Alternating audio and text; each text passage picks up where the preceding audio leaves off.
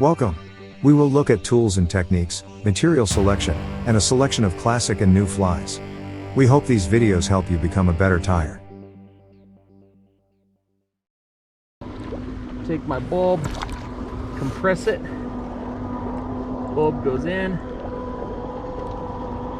retract out, and then anything that was in his gullet is now in the pump. Good looking snaky brown. That's cool. Good stuff, going right back down to the bottom.